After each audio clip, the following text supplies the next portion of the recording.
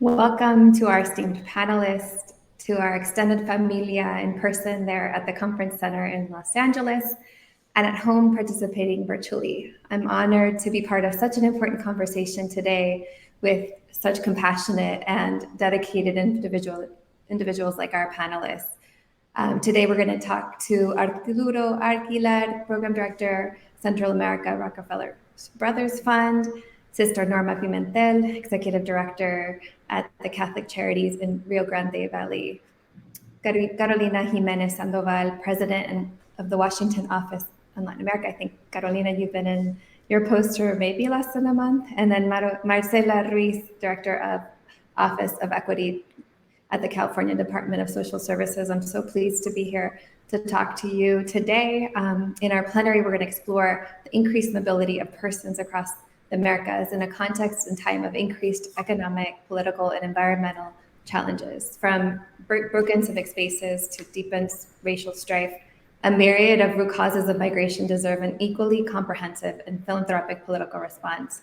From the pandemic to climate change to decreasing civic spaces, their impact on all aspects of life, it is no surprise that nearly half of immigrants are seeking asylum or already have refugee status at this moment.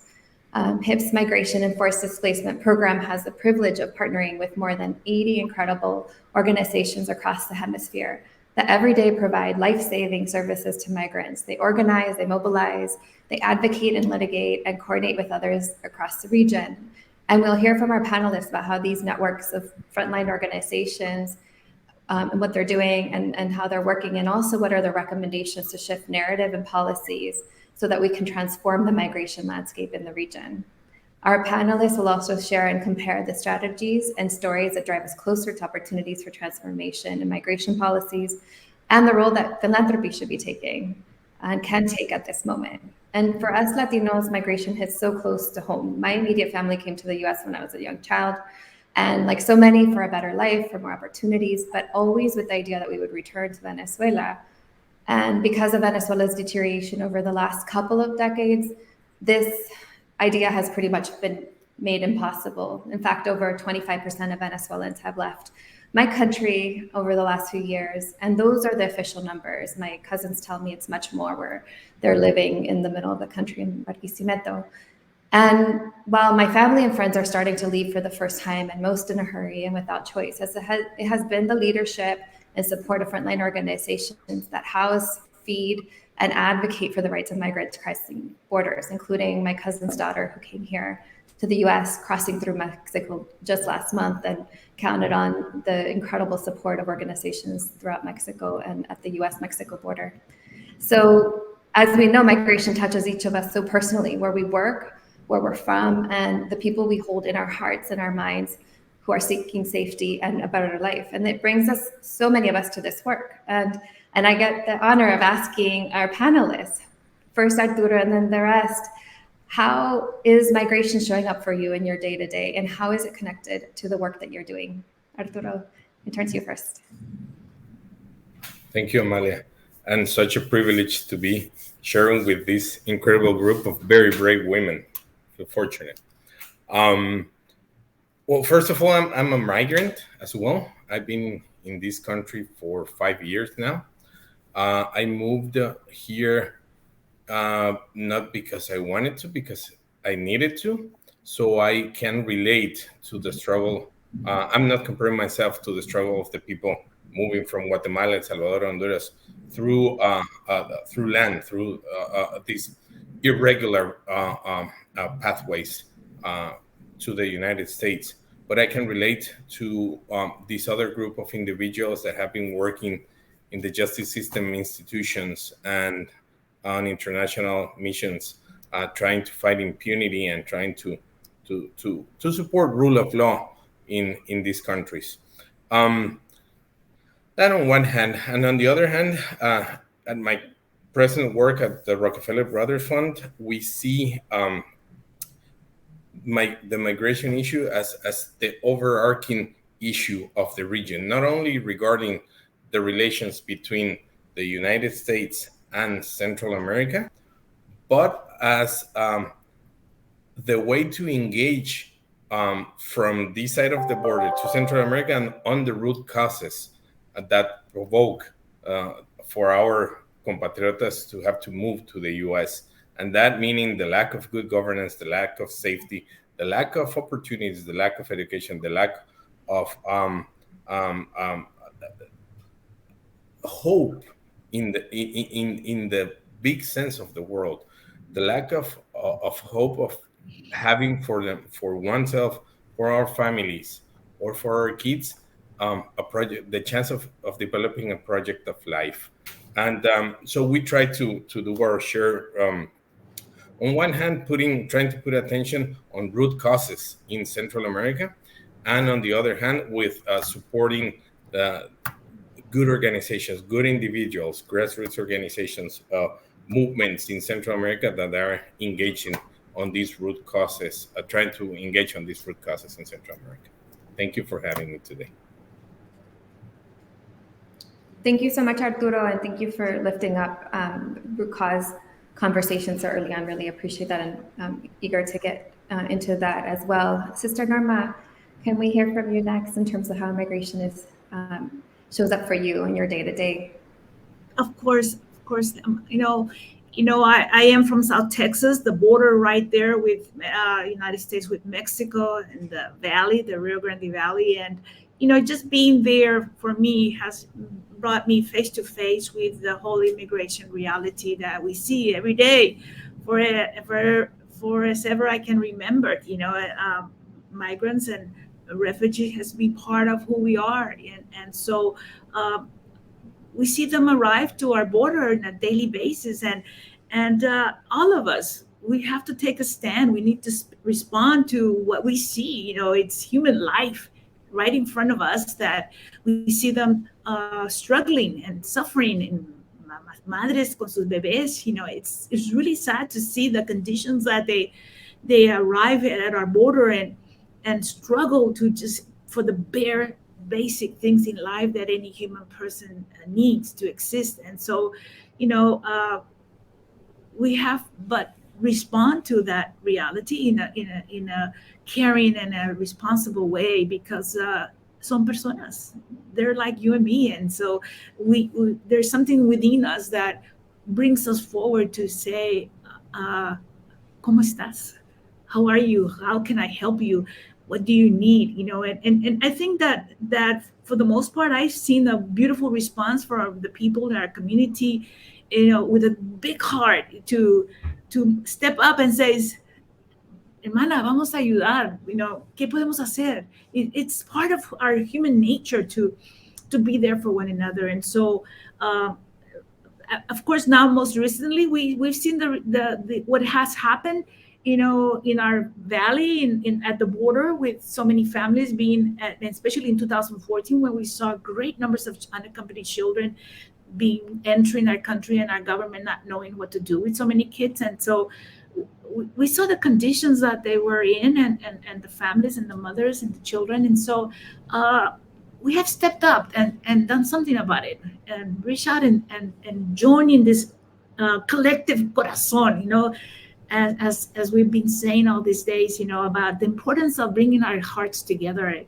And it brings power because it makes us one, community that cares. And so my life since 2014, and even before that, I have always been involved in one way or another, my community, with responding to the needs of the immigrant families, especially the children and the moms. And so I think that my life has been transformed because I am able to encounter that presence of God in my fellow brothers and sisters that are coming to the border. And that's how my life has been impacted, and what I feel we're all called to do.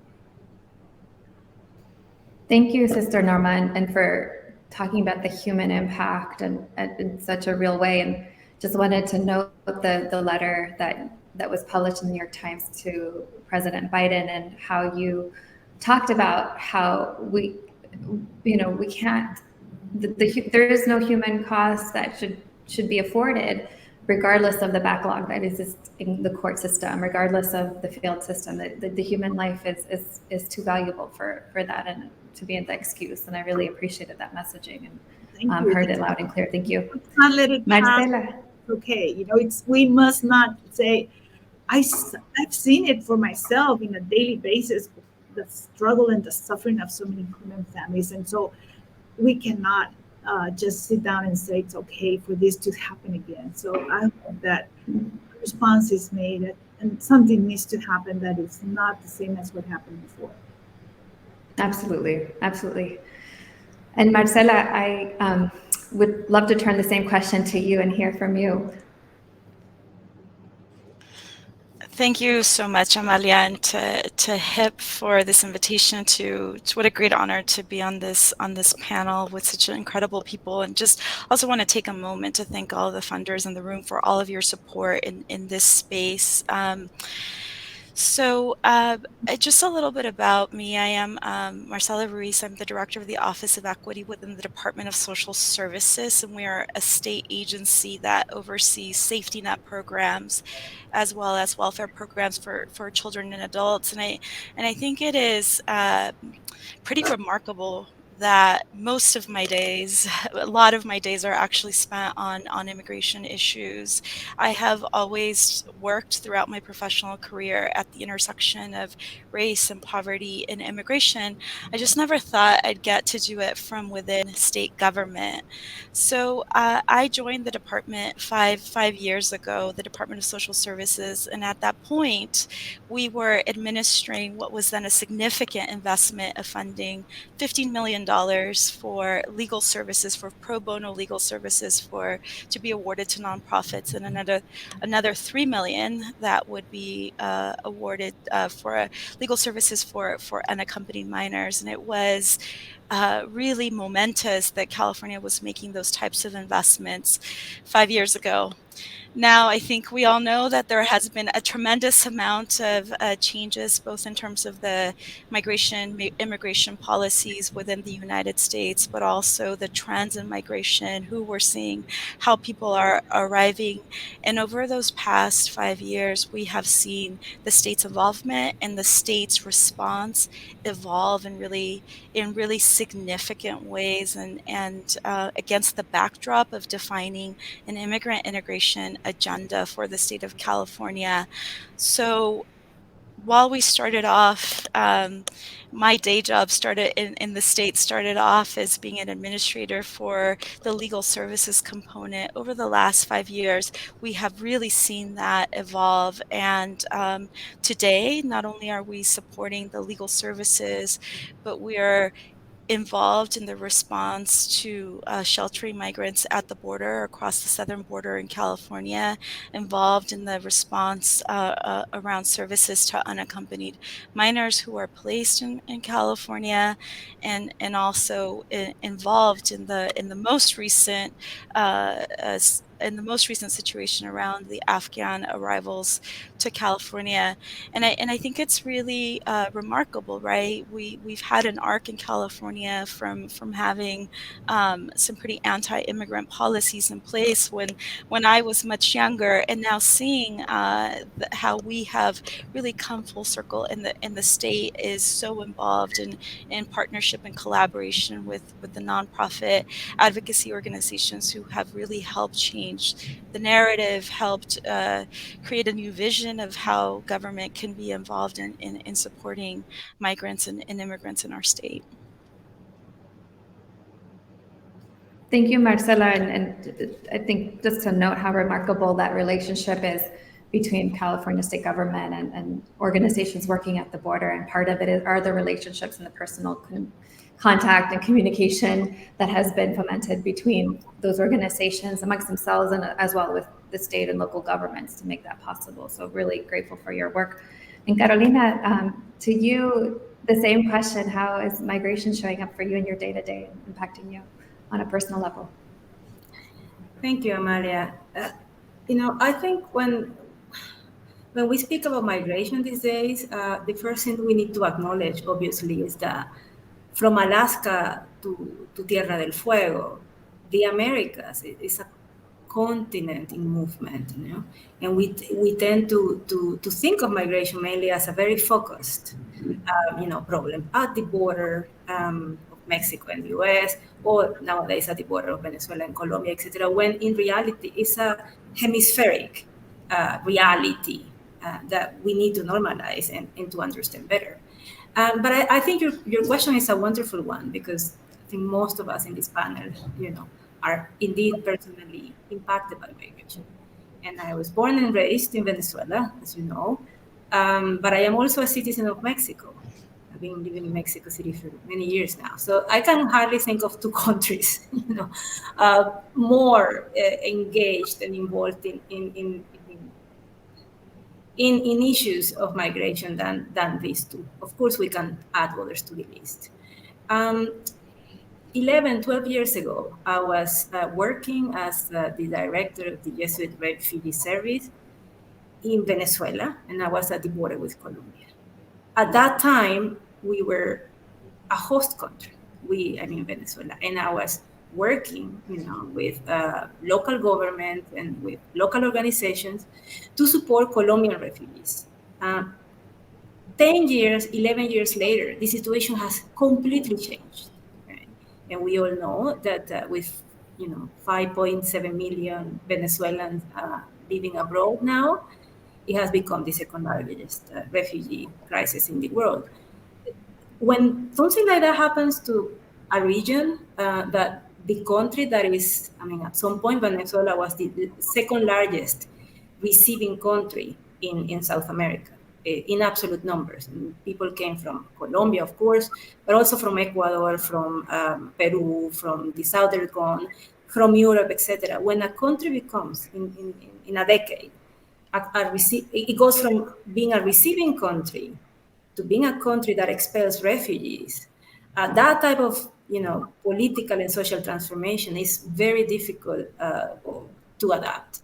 And I think that's one thing that we're seeing, especially in South America, where host countries are having real challenges to promote and to implement the policies that will make the life of Venezuelan refugees better, because it is, needless to say, very hard.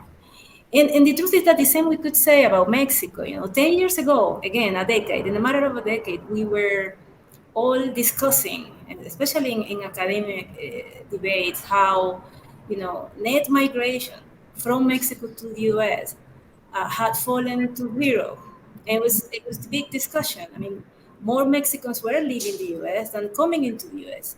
10 years later, we are now discussing again that Mexicans moving or trying to reach the US are, coming in much, much larger numbers.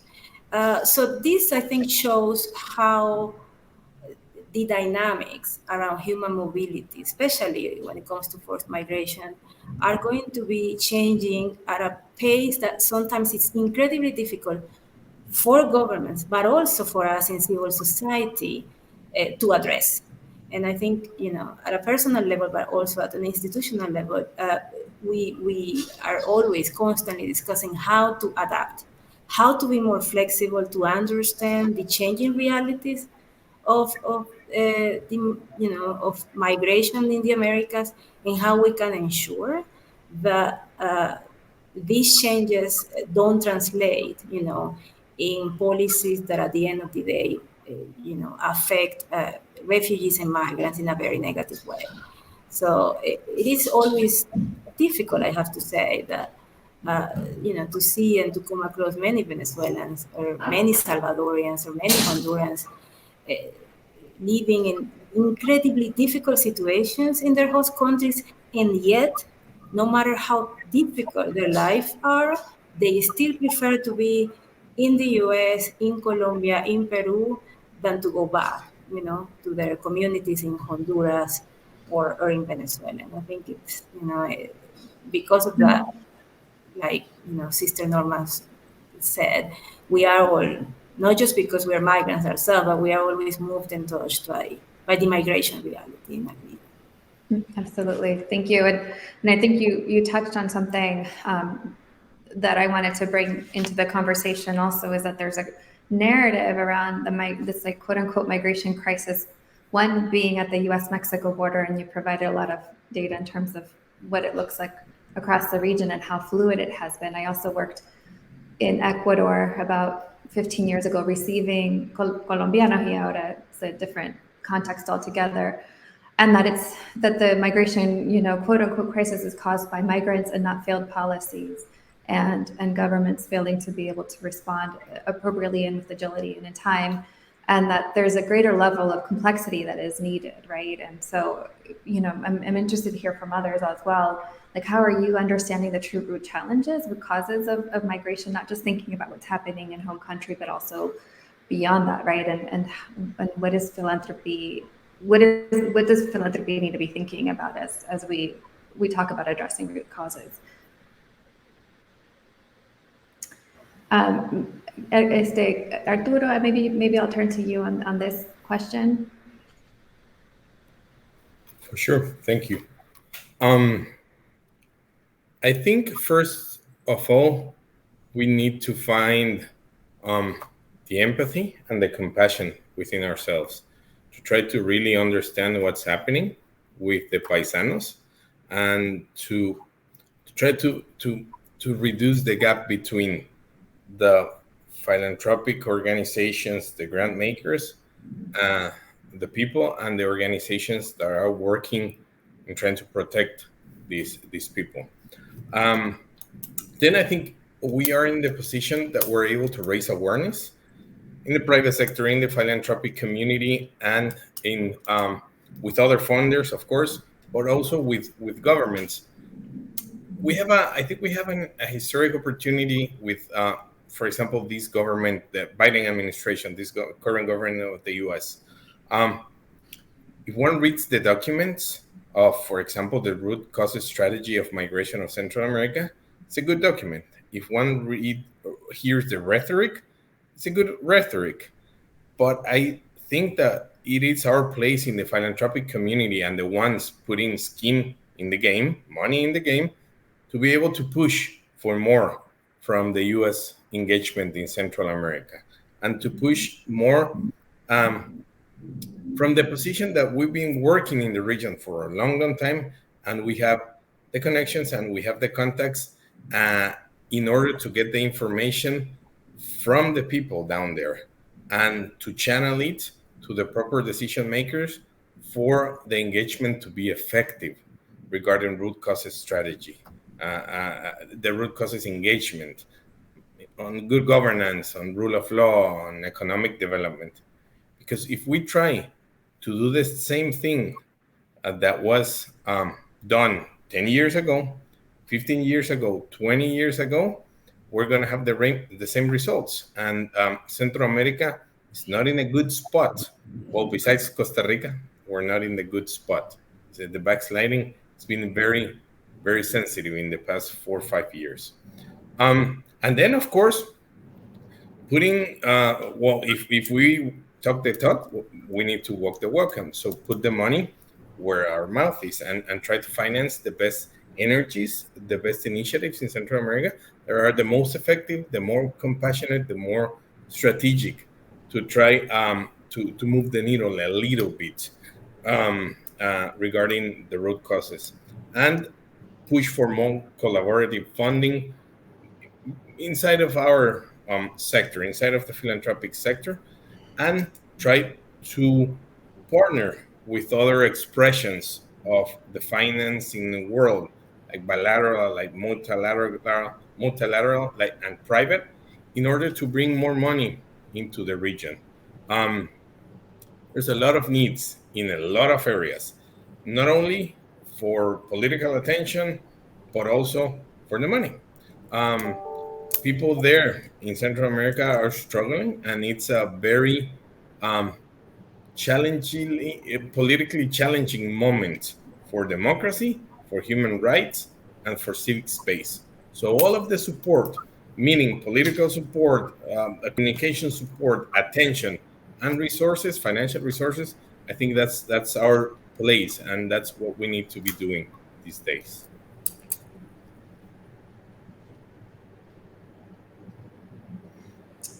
Thank you, Arturo. And I think this last point around the political challenges and the resources that are needed is important, and kind of leads me to want to ask you, Marcela, in terms of your work in leadership in California, in terms of building public-private partnerships, particularly with philanthropy, frontline organizations, and government.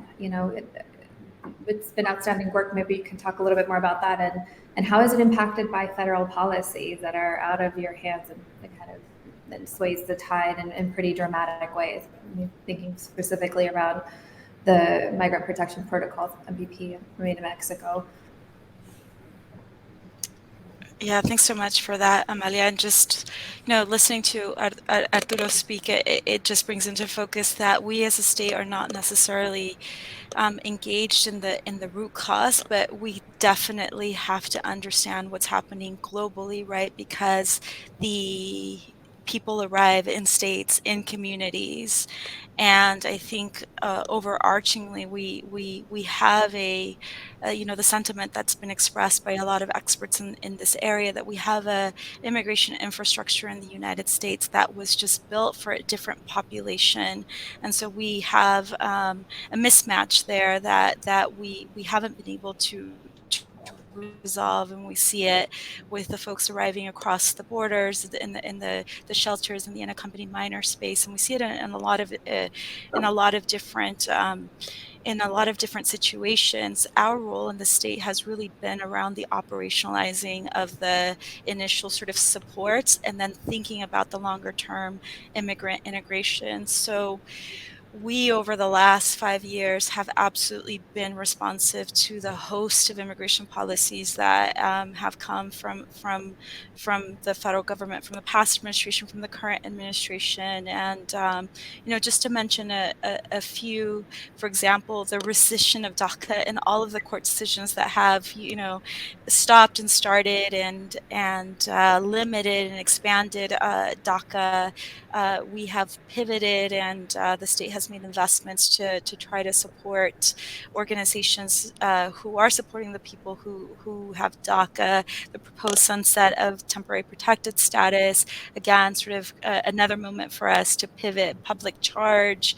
And again, as I mentioned earlier, the most recent wave of Afghan arrivals is another opportunity for us to propose investments and understand how our systems can help support the individuals who are being impacted by those immigration policies. So that's sort of been the responsive part of our work. This is all happening against the backdrop of what I've said a couple of times, the immigrant integration policy, and I think it's been really important for us not to lose sight of that as well. We have many programs, many health and welfare programs that by design, right, exclude immigrant populations. And once people are settled in community, I think we have to think about the long-term outcomes and prospects for those children and families and all those individuals. And so I think that's been the other component of California's work, very much in partnership with community-based organizations, very much in partnership with philanthropy, that has also over the last 5 years led to policies around expanding driver's licenses, or most recently around expanding medical coverage through the Medi-Cal program in California, first to young adults and then now to older immigrants. And programs like expanding disaster response services, right? As we see the many wildfires here in California, we see certain populations that are by design excluded from some program areas, ensuring that there's supports for those populations as well, and that has really translated into opportunities to be responsive during COVID times as well. Incredible. Thank you so much for sharing, Marcela. And you started mentioning the individuals being most impacted, and I'd like to turn to you, Sister Norma, in terms of your work, working so closely with individuals. And when we're talking about these solutions, when we're talking about narrative, oftentimes it's folks in the room who haven't had that lived experience and are currently not living that experience. And so from you, what is the lived experience and leading folks to say that they need and they want? What are the solutions that you're hearing from the folks that you're working with on a day-to-day? Well, it's hard to not look at the families. I had a group of nuns that came down to visit and help us out at the respite center and be part of our response and be present to the families and what their needs are. And so that is so important to have everybody come be part of this response so that you can truly understand what is happening at the border, because the border simply highlights a reality that's happening all over the world, that there is a lot of people on the move, people having to uproot themselves out of their own home reality because it's impossible to live there. And so they force themselves into the unknown, into a world that they meet a lot of struggles and hardships along the way. And even when they finally encounter their last stop, where is in our case right at the border in the Mexican side,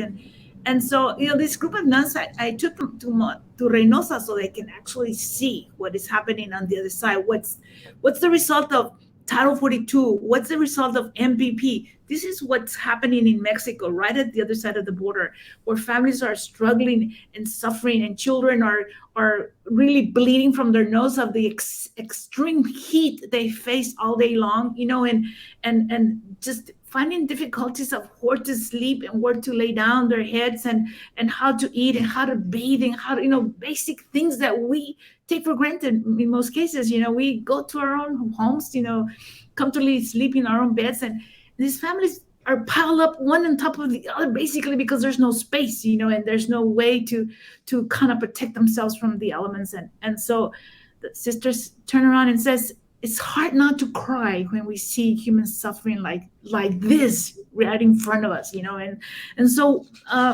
I just have to say, what needs to happen is really, as Arturo says, really touch your heart and really recognize the fact that humanity is our responsibility. We must care. We must really truly care and not give up on humanity, because this is who we are. And if we don't step up and really make a difference in helping those who are most vulnerable and most fragile and totally destroyed in the way they're having to kind of miserably ask for help because they don't have anything. And so I think that philanthropy is in the hearts of all of us, and it's truly how I've seen our community step up and truly with a wonderful hearts give whatever it is they can to help out. And so there needs to be an immediate response to assist humanity at its worst, that we see it before us, whether it's at the border in Mexico side or the US side,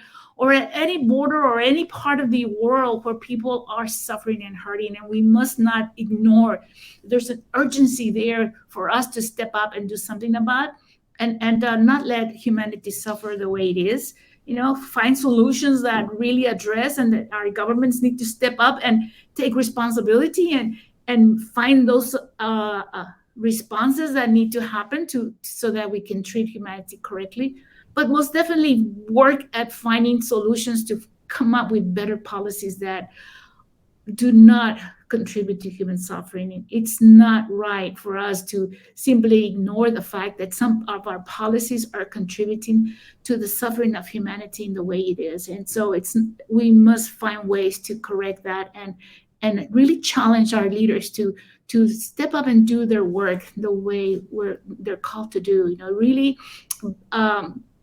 take care of humanity in the process of making this world a better world for all of us. And so that's how I see it.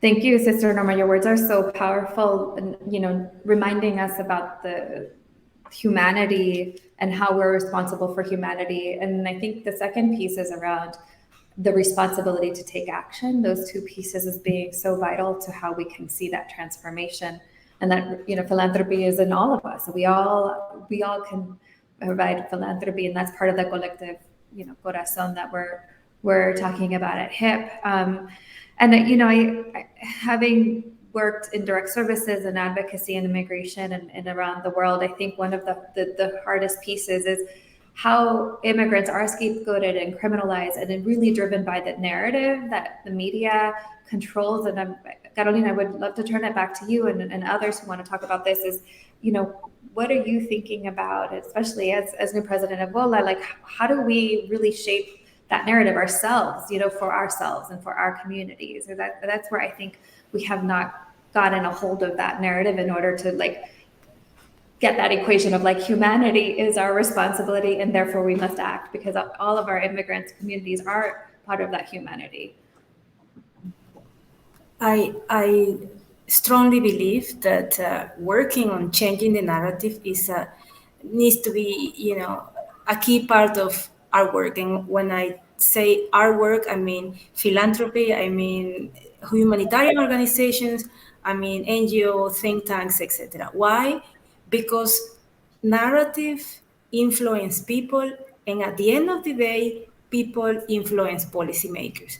If we are not able, to create a sense of responsibility in constituents, right, in the people who are the ones that can demand actions from their leaders, then we really lose, and we miss the opportunity to create change. I mean, it's and we have seen that it is precisely when people become aware of what is happening and feel outraged about what is happening, even the most, xenophobic leaders are forced to change. And I think the example we saw during the Trump administration around the, family separation policy and how there was a major outcry, not just in the US, but internationally, created a moment for change in what was an administration that never wanted to provide or to respect the rights of asylum seekers and migrants. So the big question is, how do we change narrative? I mean, it's something that I think we have all been discussing for many years now. I think Arturo brought up a really important word, how do we create empathy? I think empathy is a very key word, but I like to think about strategic empathy, right? I mean, a type of empathy that calls people to action. And what makes people go from feeling upset or outraged about all these things that, Sister Norma explains? What makes a human being, what makes a citizen of the US, a citizen of Mexico, a citizen of Colombia go from feeling upset about a situation to becoming an agent for change? And I think that, again, that's the key question. I think, of course, we all need to be better at communicating our goals and are telling the human story behind migration. Of course, the situation at borders is usually incredibly complex and difficult, and at the border, a lot of human rights violations happen. But when you only focus on that, which is really what the media often does, you erase a migrant's human story, because migration starts in his or her community of origin and often implies, crossing different countries, and then there is a story behind transit. And if you're crossing Mexico and Guatemala, sadly, that story tends to be, very grim and very dark. And then, yes, you reach a border where you, in theory, have the right to seek asylum, but you're turned back without that right being respected. Migration, the cycle of migration implies building a narrative, that doesn't focus only on one part of that journey, but also on the beginning of the journey, and the reasons why people have to make the difficult decision of leaving, their home, their families, etc. I think a second thing in which I think we often don't do much work, and I would love to see many organizations working more on this, is not only showing, the human suffering, which I think is incredibly important, because again, when you show how policies impact people, then you are making people responsible, for the suffering of those impacted. But beyond that, we all know rationally, and the studies show that the migration is also very beneficial for receiving countries. Migrants have often a positive impact on receiving countries' economy. They also have an important cultural impact, from everything from gastronomy, to incorporating new languages into a community. The cultural, the social, the economic impact of migration is something we need to show more and to make it visible through stories that show their neighbors that a new migrant family arriving into your community is not coming to, be criminals, but coming to actually be an active part of your community if there is an integration strategy behind their arrival. So I think there are different ways in which we can promote a culture of acceptance by ensuring that the narrative stops being toxic. I mean, when you think about, the narrative of migration needs a detox.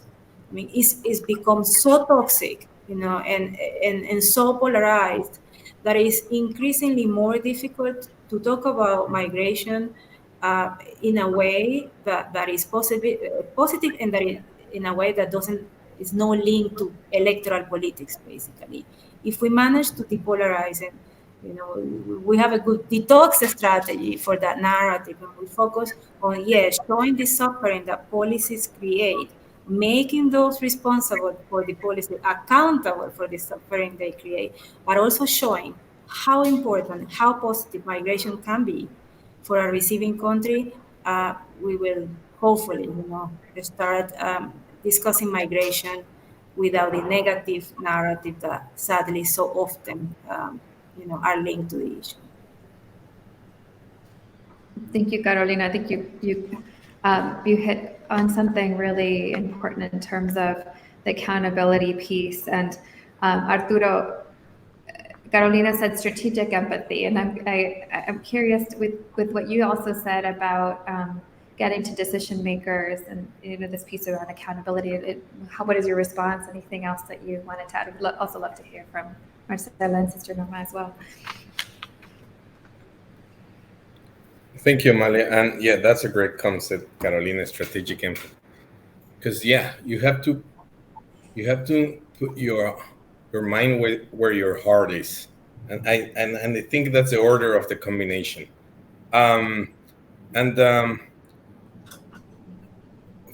For example, this administration has used the word compassion in order to describe its strategy, and that is good. I think I also agree that the narrative has to change. We're not criminals. We're not bad hombres and bad mujeres. We're not that. We're just people that are trying to make a living and trying to give a better future to our kids. That's all we are. We don't find those opportunities to work in our home countries. Nobody wants to leave.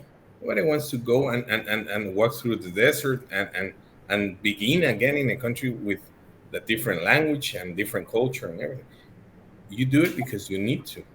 So in order to really be able to engage strategically, I think you must put yourselves in the shoes of these people and try to feel how does it feel to live in Guatemala, in the rural side of Guatemala. No running water, no streets, no drains, no schools, no hospitals, no safety, no nothing, no future. Living in Honduras with the gangs, living in El Salvador, it's hard.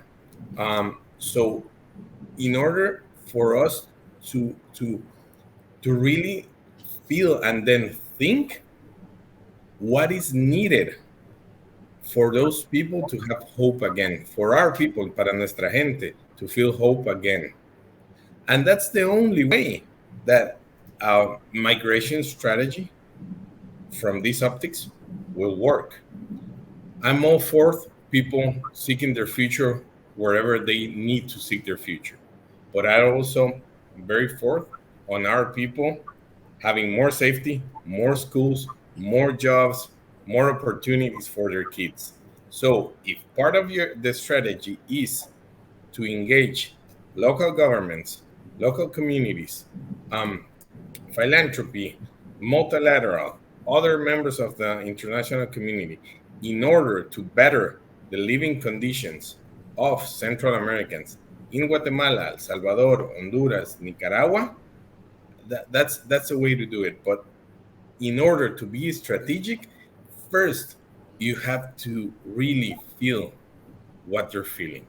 That's the way. I think that's the way to really engage in a proper and effective strategy in this issue. Marcela, I see you smiling, and I would love to hear what you're thinking, especially in the seat that you sit in.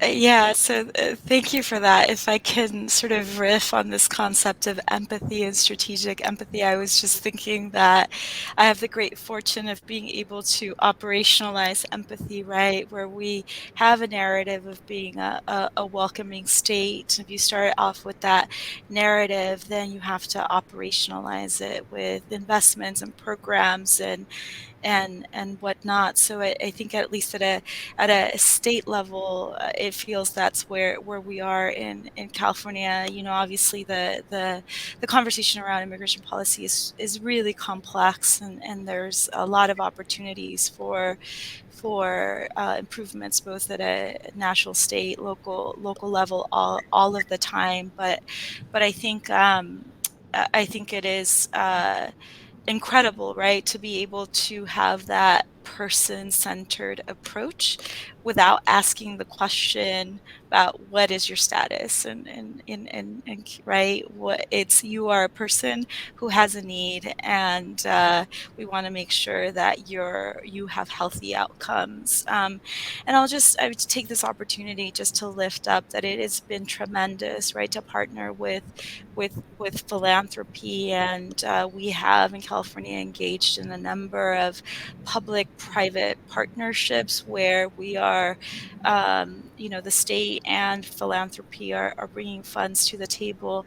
But there's another component of the work now that's been really developing, and I think more and more we're able to engage in strategic planning together, thinking ahead of taking a step back and doing that landscape analysis to understand what's needed in our state and thinking ahead of what's coming down the pike, seeing now the federal government's agenda to understand how we might be able to partner strategically in order to be able to address some of the issues. We greatly appreciate philanthropy. You're much more nimble and flexible and have a greater opportunity to innovate, sometimes than state funds do, and you're better able to invest in and build capacity, communications and narrative, change work, root cause work, and advocacy and infrastructure. And also the other piece I would just put out there is the convening power of philanthropy is tremendous. Sometimes for the state, when we are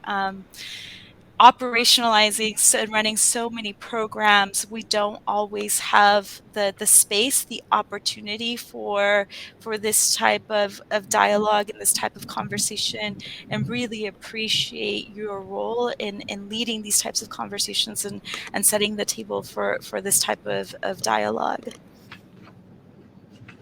Thank you, Marcela, and the leadership in California. I love that about once you call it a welcome state, you have to operationalize it and create the mechanisms for folks to be truly welcomed.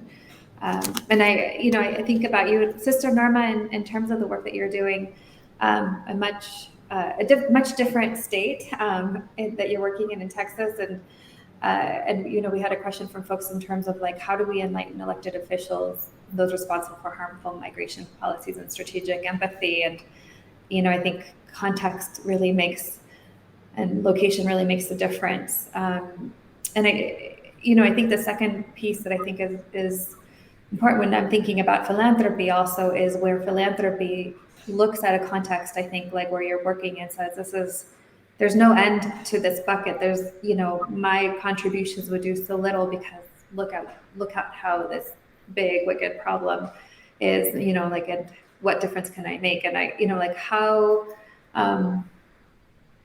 what is your response in terms of I'm sure you've heard that yourself, and even how are you doing this? How are you keeping yourself healthy? I'm sure you get a lot of that conversation being in it, and would love to hear what you think. It reminds me of one time we had this lady. She actually worked cleaning houses there in McAllen, and she stopped by our center, and she said, "This is all I have to offer you. I hope it's enough." And every single effort matters because it touches a life, and so it doesn't matter whether you give me $1 or 1,000 or 100,000. What matters is the fact that you care and the fact that you make an effort to come and to be part. Es muy importante sumarnos, join together in this response that what we're seeing is we just don't simply just ignore it and say, well, pobrecitos, no. I remember one time back in the beginning when we started responding, and this friend, she comes over and, "Sister, I want to help." And she brings me a check for $1,000, and she said, "Here." And she said, "Thank you. Muchas gracias." And she said, and I said, "But I need you to stay also." And said, "I was afraid you were going to say that, sister." And she stayed, and she's still there today after years. I think that we cannot ignore our responsibility to do our part. And we all know how much we can do. Sometimes we como que le regateamos más a Dios. We don't give 100% and more to do our part, because you would be amazed how much we all have the capacity to do much more than what we're doing. And so for those that have the means, they must do more. Don't limit yourself. Your love must be unconditional to life, to defending life, to protecting life, to standing up for life. And so I cannot say enough of how important it is to come and see, so that because you can see and you can be moved to do what I do because I see. I think that we all have that responsibility, and we cannot ignore it. It's our responsibility to make sure we show the world, so that the world can also know if we are blessed, because we are blessed as a country. But that blessing comes with a big responsibility. It's up to us to make sure that we make sure others know that we have a big responsibility to others that need us.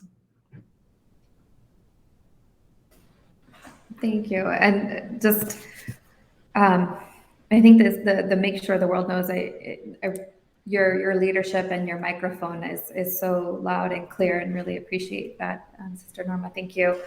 Well, I am going to just do one last round of comments from all of you, like closing from all of you, and then I think we're going to close. I believe that the live stream has stopped on the CNET page, but I'm getting thumbs up.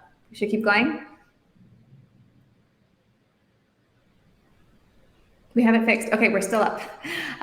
Well, we have, with 8 minutes left, we're looking for questions from folks in the audience, but I'll turn it back and then to Arturo.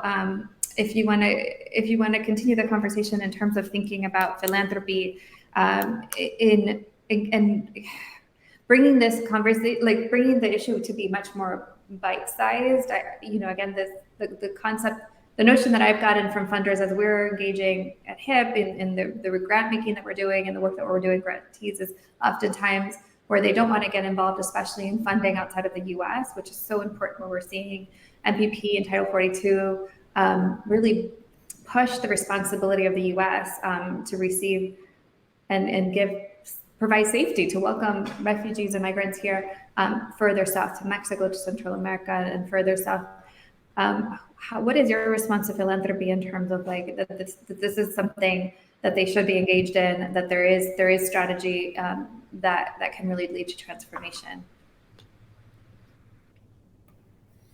No, I completely agree. I do believe that the work that you guys do regarding our paisanos that come to the U.S., it's the work of God. It's humanitarian, and they have suffered so much, and that's really, really important.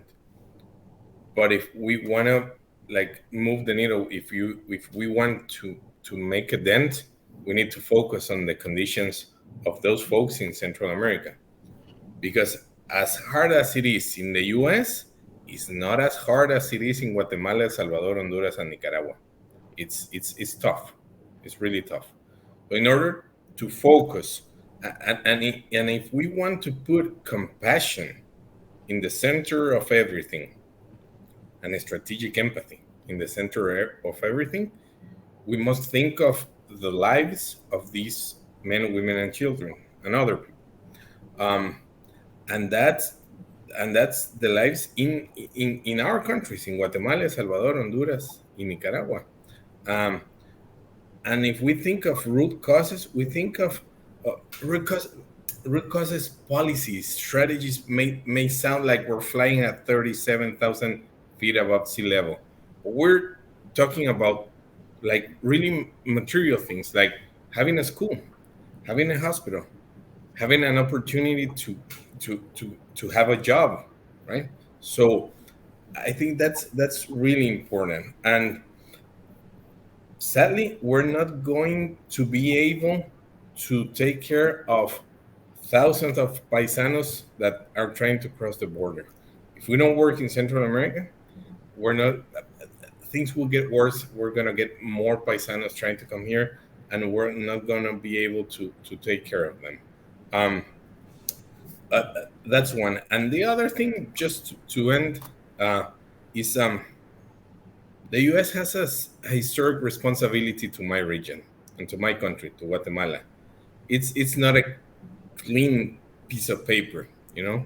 So in that sense, having the responsibility to fulfill those needs and to engage, having and taking into account the best energies and the information coming out of Central America for their engagement, I think it is a moral and a historic responsibility. And I think if they want to do that, and if they want to help us not want to come more and save themselves that problem, um, being able to put the money and to put the huge political resources of the U.S. government into good governments, into rule of law, into more equality for our people, that's the way to go.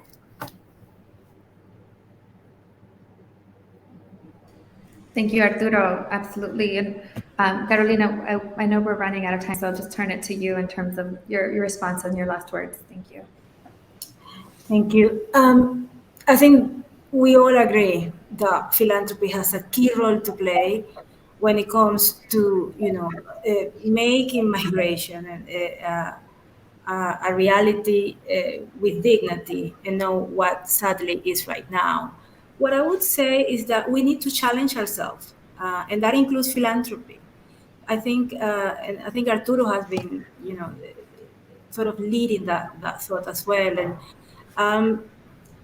how, what is philanthropy willing to risk, for example, right? When it comes to the initiative it supports, when it comes to the time and the period for which, supports this initiative, how much political risk is philanthropy willing,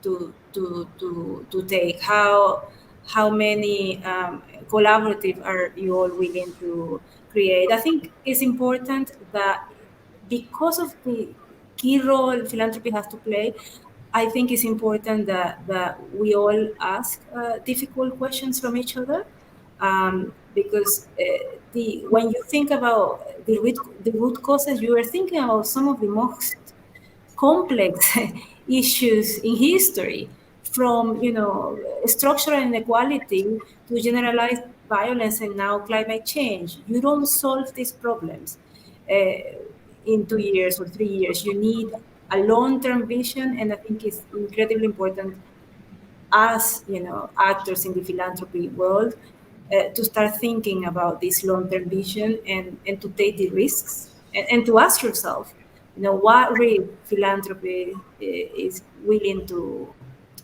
take, to support, the work we are all doing. Absolutely. What is risk we're willing to take? Great. And then Marcela, 30 seconds for you, and Sister Norma to close us out, please.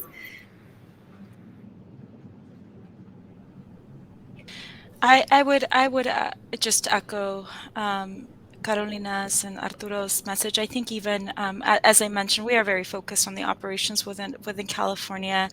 But the reality is that we cannot do our work without a clear understanding of what's happening abroad, right? And we have seen those operations have to straddle the border, right? We have seen organizations like the UNHCR and others help support the response across the border. And so I do think that this is a moment where, as a country and as states, we cannot we no longer sort of work within our own boundaries, but we have to forge those relationships and have those partners that can help us respond to the moment that is truly international. You know, by definition, the migration is an international issue, and as I mentioned earlier, philanthropy has a key role to play, sort of in the root cause space where, you know, as much as we invest in California, that is never going to be our area to solve for.